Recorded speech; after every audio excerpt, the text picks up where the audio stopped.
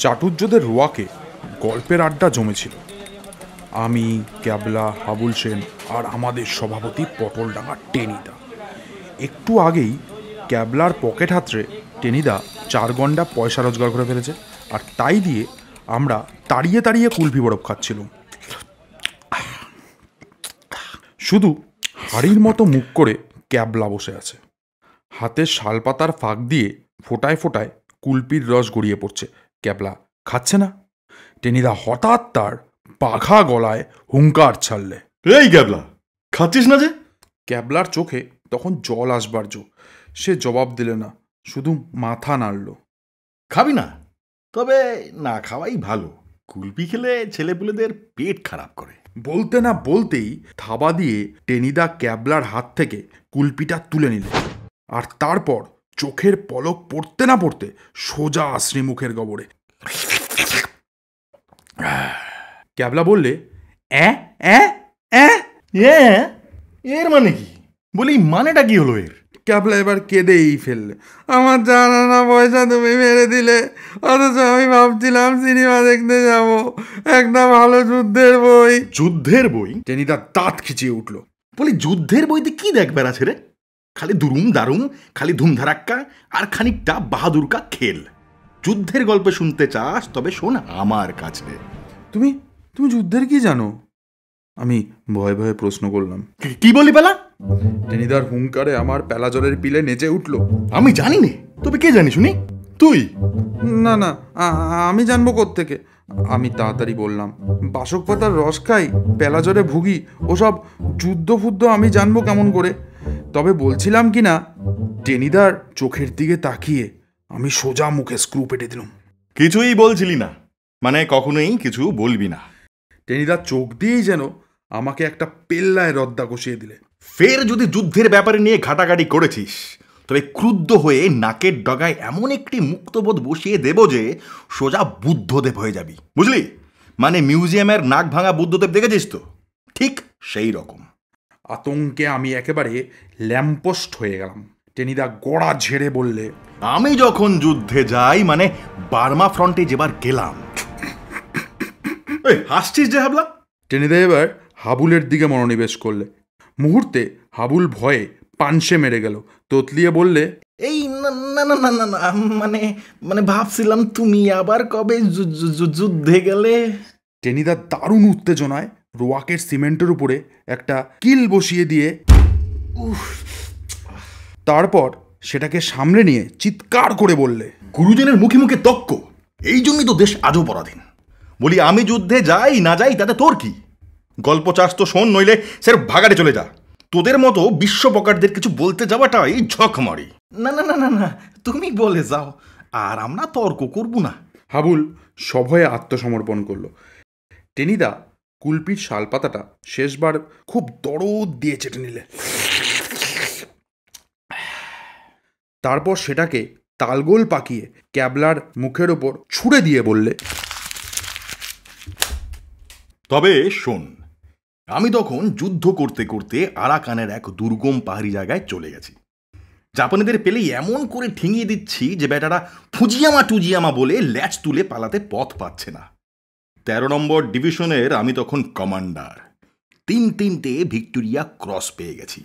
ক্যাবলা ফস করে জিজ্ঞাসা করলে, সে ভিক্টোরিয়া ক্রসগুলো কোথায়? অত খুঁজে তোর দরকার কি? বলি গল্প শুনবি না বাঁকড়া দিবি বলতো? যেতে দাও যেতে দাও, অমৃতং ক্যাবলাং ভবিষ্যতং। তুমি গল্প চালিয়ে যাও জানিতা। হাবুল মন্তব্য করল। যুদ্ধ করতে করতে সেই জায়গায় গিয়ে পৌঁছলুম যার নাম তোরা কাগজে খুব দেখেছিস। নামটা ভুলে যাচ্ছি, সেই যে কিসের একটা ডিম। আমি বললাম, হাঁসের ডিম। তোর মাথা। ক্যাবলা বললে, তবে কি মুরগির ডিম? তোর মুন্ডু রে। আমি আবার বললাম, তবে নিশ্চয়ই ঘোড়ার ডিম। তাও না কাকের ডিম, বকের ডিম, ব্যাঙের ডিম। ক্যাবলা বললে, ঠিক ঠিক, আমার মনে পড়েছে, বোধহয় টিকটিকির ডিম। মনে পড়েছে মনে পড়েছে। টেনিদা এমন ভাবে ক্যাবলার পিঠ চাপড়ে দিলে যে, ঠিক ধরেছিস, টিড্ডিম। হ্যাঁ, যা বলছিলাম, টিড্ডিমে তখন পেল্লায় যুদ্ধ চলছে। জাপানি পেলেই পটাপট মেরে দিচ্ছি। চা খেতে খেতে জাপানি মারছি, ঝিমুতে ঝিমুতে জাপানি মারছি, এমনকি যখন ঘুমিয়ে নাক ডাকাচ্ছি তখনও কোনো রকমে 2-4টে জাপানি মেরে ফেলছি। নাক ডাকতে ডাকতে জাপানি মারা, সে আবার কিরকম? আমি কৌতূহল দমন না করতে পেরে বলেই ফেললাম। টেনিদা একগাল হাসলো। সে ভারী ইন্টারেস্টিং। আমার এই কুতুব মিনারের মতো নাকই তো দেখেছিস, এর তো ডাক কখনো শুনিসনি। একেবারে যাকে বলে রণডম্বরু। ওই জন্যই তো মেজো কাকা গেল বছর বিলিতি ইঞ্জিনিয়ার ডেকে আমার ঘরটা সাউন্ড প্রুফ করিয়ে নিলে, যাতে বাইরে থেকে ওর আওয়াজ কারো কানে না যায়। তাছাড়া পাড়ার লোকেও কর্পোরেশনের লেখালেখি করছিল কি না। একদিন তো পুলিশ এসে বাড়িতে তছনছ। রোজ রাত্রে এ বাড়িতে মেশিন গানের আওয়াজ পাওয়া যায়। নিশ্চয়ই এখানে বেআইনি অস্ত্রের কারখানা আছে। সে এক কেলেঙ্কারি কাণ্ড। যাক, সে গল্প আর একদিন হবে। এবার গল্পটা বলি। রোজ রাত্রে ট্রেঞ্চ থেকে আমার নাকের এমনি আওয়াজ বেরোতো যে আর সেন্ট্রি দরকার হতো না। জাপানিরা ভাবতো সারা রাত বুঝি মেশিন গান চলছে, তাই পাহাড়ের ওপর থেকে তারা আর নাক গলাবার ভরসা পেত না। আমাদের যিনি সুপ্রিম কমান্ডার ছিলেন, নাম বোধহয় মিস্টার ভোগাস, তার মগজে শেষে একটা চমৎকার বুদ্ধি গজালে। তিনি একটা লোক রাখলেন। সে বেটা সারা রাত আমার পাশে বসে থাকতো আর আমার নাকে একটার পর একটা শিশের গুলি, পাথরের টুকরো যা পারতো বসিয়ে দিত। 8 সেকেন্ডের মধ্যেই দোনালা বন্দুকের দুটো গুলির মতো সেগুলো ছিটকে বেরিয়ে যেত। কত জাপানি ওতে ঠান্ডা হয়ে গেছে তার হিসেব নেই। আমি আবার বিড়বিড় করে বললাম, সবই গাজা। টেনিদা বিদ্যুৎ বেগে আমার দিকে ফিরল। কি বললি? না, বলছিলাম এই আর কি, কি মজা। হ্যাঁ, সে খুব মজার ব্যাপার। ওই জন্যই তো একটা ভিক্টোরিয়া ক্রস পাই আমি। টেনিদা তার দুর্দান্ত নাকটাকে গন্ডারের খাড়ার মতো সগৌরবে আকাশের দিকে তুলে দিয়ে ধরল। তারপর ওই নাকে জোরেই বুঝি যুদ্ধ জয় হলো? হাবুল জানতে চাইল। অনেকটা। জাপানিদের যখন প্রায় নিকেশ করে ছেড়েছি, তখন হঠাৎ একটা বিতিচ্ছিকারী কাণ্ড ঘটে গেল। আর সেইটি হলো আমাদের আসল গল্প। বলো। আমরা তিনজনেই সমস্বরে প্রার্থনা জানালাম। টেনিদা আবার শুরু করলো। আমার একটা কুকুর ছিল, তোদের বাংলাদেশের ঘিয়ে ভাজা নেড়িকুত্তো নয়, একটা বিরাট গ্রেহাউন্ড। যেমন তার গাক গাক ডাক, তেমনি তার বাঘা চেহারা। আর কি তালিম ছিল তার! ঘন্টার পর ঘন্টা সে দুপায়ে খাড়া হয়ে হাঁটতে পারত। বেচারা অপঘাতে মারা গেল। দুঃখ হয় কুকুরটার জন্যে, তবে বামুনদের জন্যে মরেছে। বেটা নির্ঘাত স্বর্গ পাবে। কি করে মরল? আর দাঁড়া না কাজকলা, যত সব ব্যস্ত বাগিস। আগে থেকেই ফ্যাচ ফ্যাচ করে গল্পটা মাটি করে দিচ্ছে একেবারে। যাক, যা বলছিলাম, একদিন বিকেলবেলা হাতে তখন কোনো কাজ নেই। আমি সেই কুকুরটাকে সঙ্গে করে বেড়াতে বেরিয়েছি। পাহাড়ি জঙ্গলে বেড়াচ্ছি হাওয়া খেয়ে। 2 দিন আগেই জাপানি বেচারা ওখান থেকে সরে পড়েছে, কাজেই ভয়ের কোনো কারণ ছিল না। কুকুরটা আগে আগে যাচ্ছে আর আমি চলেছি পিছনে। কিন্তু ওই বেটে বেটাদের পেটে পেটে শয়তানি। দিলে এই টেনশন আমাকে একটা লেঙ্গি কষিয়ে। যেতে যেতে দেখি পাহাড়ের এক নিরিবিলি জায়গায় একটা দিব্যি আম গাছ। যত না পাতা, তার চাইতে ঢের বেশি পাকা আম তাতে। একেবারে কাশি ল্যাংরা, দেখলে নোলা শকশক করে ওঠে। আরাকানের পাহাড়ে কাশি ল্যাংরা? আমি আবার কৌতূহল প্রকাশ করে ফেললাম। দেখ ফেলা, ফের বাধা দিয়েছিস একটা চাটি হাঁকিয়ে। যেতে দাও পোলা পান। ঢাকাই ভাষায় হাবুল বললে টেনিদা গর্জে উঠল। পোলা পান আবার বকর বকর করলে একেবারে জল পান করে খেয়ে ফেলবো, এই বলে দিলাম। হ্যাঁ, যা বলছিলাম, খাস কাশির ল্যাংড়া। কুকুরটা আমাকে একটা চোখের ইঙ্গিত করে বললে, গোটা কয়েক আম পাড়ো।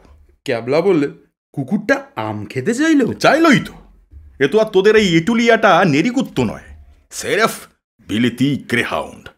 আম তো আম, কলা, মূলো, গাজর, উচ্ছে, নলতে শাক, সজনে ডাঁটা সবই তরিবধ করে খায়। আমি আম পাড়তে উঠলাম, আর যেই ওঠা। টেনিদা থামলো। কি হলো? যা হলো তা ভয়ঙ্কর। আম গাছটা হঠাৎ জাপানি ভাষায় ফুজিয়ামা টুজিয়ামা বলে টালপাল নিয়ে আমায় সাপটে ধরল। তারপর বীরের মতোই কুইক মার্চ।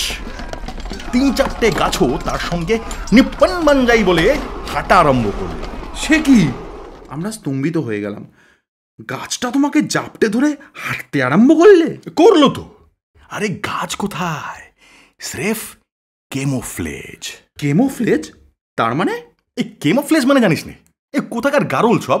টেনিদা একটা বিকট মুখভঙ্গি করে বলল, মানে ছদ্মবেশ। জাপানিরা ও ব্যাপারে দারুণ এক্সপার্ট ছিল। জঙ্গলের মধ্যে কখনো গাছ সেজে, কখনো এই ঢিপি সেজে বেটারা বসে থাকতো। তারপর সুবিধে পেলেই ব্যাস। সর্বনাশ! তারপর? তারপর টেনিদা একটা উচ্চাঙ্গের হাসি আসলো। তারপর যা হওয়ার তাই হয়ে গেল। আমরা রুদ্ধশ্বাসে বললাম, কি হলো কি হলো কি হলো তারপর? আমাকে ধরে জঙ্গলের মধ্যে নিয়ে গেল, কেমোফ্লেজটা খুলে ফেললে। তারপর 32টা কোদালে কোদালে দাঁত বের করে পৈচাসিক হাসি আসলো।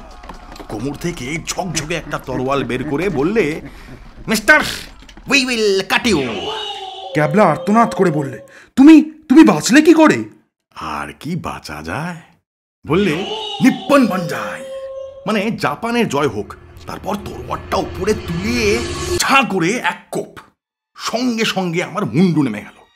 তারপরে রক্তে রক্তময়। আমরা তিনজনে একসঙ্গে লাফিয়ে উঠলাম। ওরে বাবা! তবে তবে কি তুমি তাহলে? ভূত? ধর গাদা, ভূত হবে কেন? ভূত হলে কারো কি ছায়া পড়ে? আমি জলজ্যান্ত বেঁচেই আছি। কেমন ছায়া পড়েছে দেখতে পাচ্ছিস না? আমাদের তিনজনের মাথা তখন বো বো করে ঘুরছে। হাবুল তো অতি কষ্টে বলতে পারলো, মুন্ডু কাটা গেল। তাহলে তুমি বেঁচে রইলে কি করে? আন্দাজ কর দেখি। টেনিদা আমাদের মুখের দিকে তাকিয়ে মিটিমিটি হাসতে লাগলো। মনে মনে ততক্ষণে রাম নাম জপ করতে শুরু করেছি। টেনিদা বলে ভুল করে তাহলে কি এতকাল একটা স্কন্ধকাটার সাথে কারবার করছি? ধর গাদা। টেনিদা বিজয় গর্বে বললে, কুকুরটা পালিয়ে এলো যে। তাতে কি হলো? তবু বুঝলি না? আরে এখানেও যে কেমোফ্লেজ। কেমোফ্লেজ?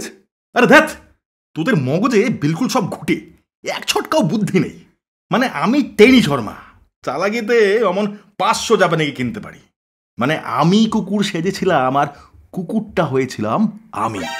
বেটে বেটাদের শয়তানি জানতাম তো।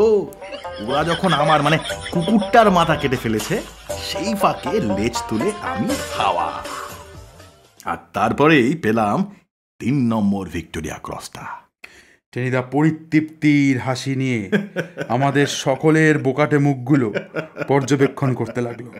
আর তারপরেই হঠাৎ পৈশাচিক হুঙ্কার ছাড়লো, 2 আনা পয়সা বের করে ফেলা, ওই গরম জানা জুত যাচ্ছে।